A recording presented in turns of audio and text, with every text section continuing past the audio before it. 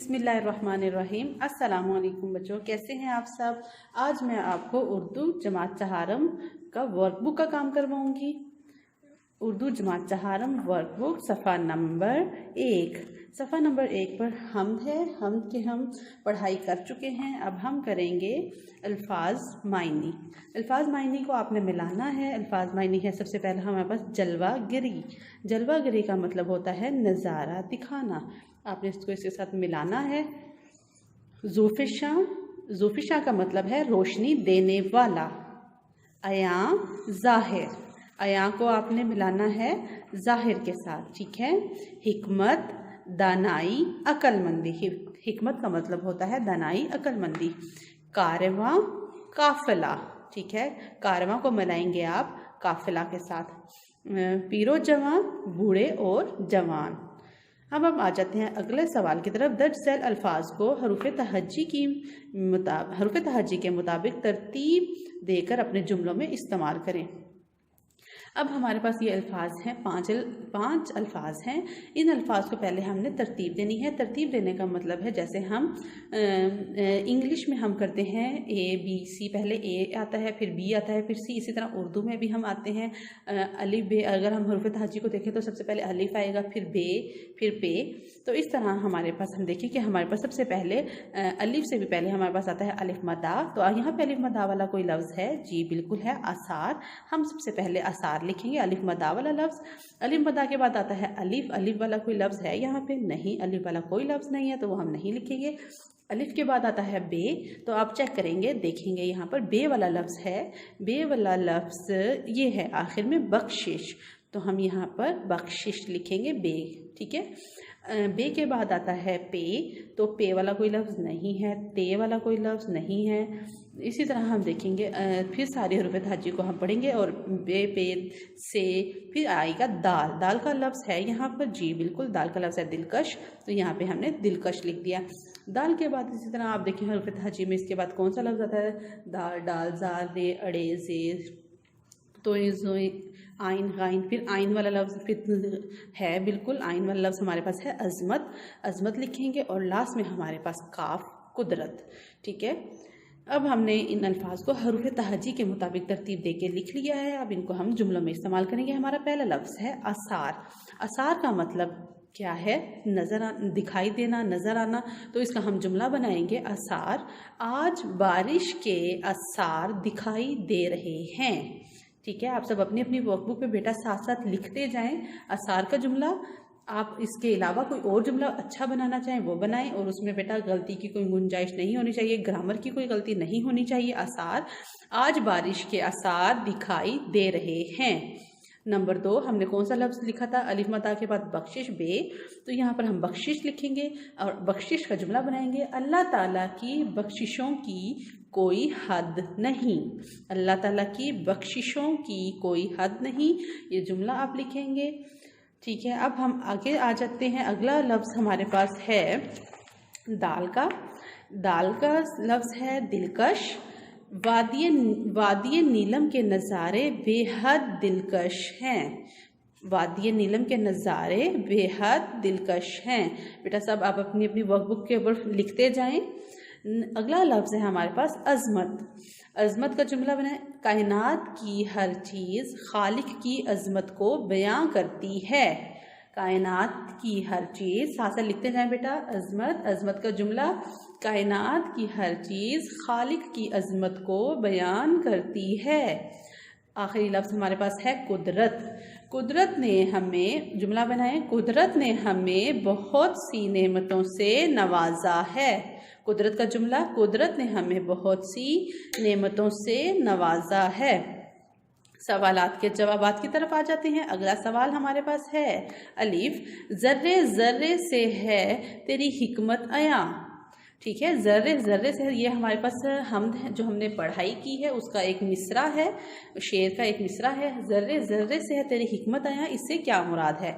इस मिसरे में शायर कहना चाहता है कि, आप सब बेटा अपनी अपनी बुक के ऊपर लिखते जाएं साथ साथ। इस मिसरे में शायर कहना चाहते हैं कि कायनात की हर चीज़ में अल्लाह ताला की दानाई नज़र आती है।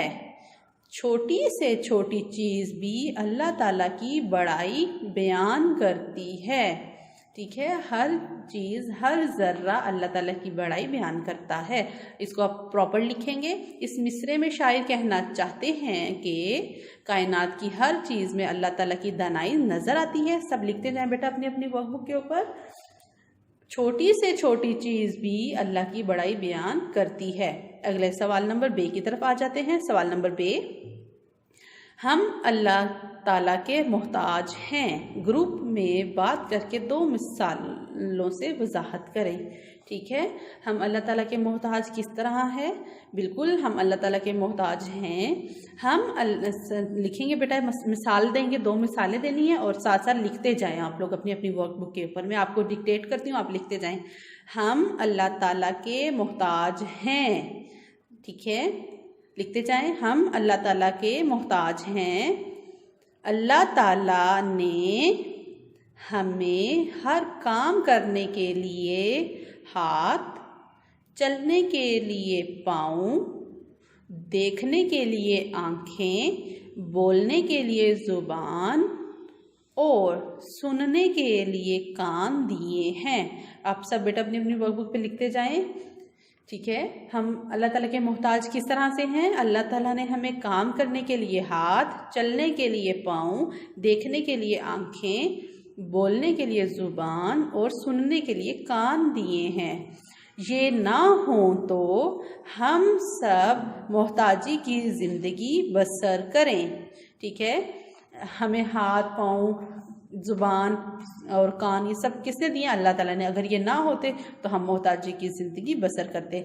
दूसरी मिसाल है, अल्लाह ताला ने हमें पीने के लिए पानी और खाने के लिए बहुत सी अशिया अता फरमाई। ठीक है, अगले पेज की तरफ जाते हैं। पहले दोबारा मैं आपको रिपीट करती हूँ। मिसाल नंबर 2, अल्लाह ताला ने हमें पीने के लिए पानी और खाने के लिए बहुत सी अशिया अता फरमाई हैं। अगले पेज की तरफ चले जाते हैं। सफ़ा नंबर 3, बहुत सी खाने पीने के लिए बहुत सी अशिया अता फरमाई हैं। अगर ये ना हो तो हम जिंदा नहीं रह सकते।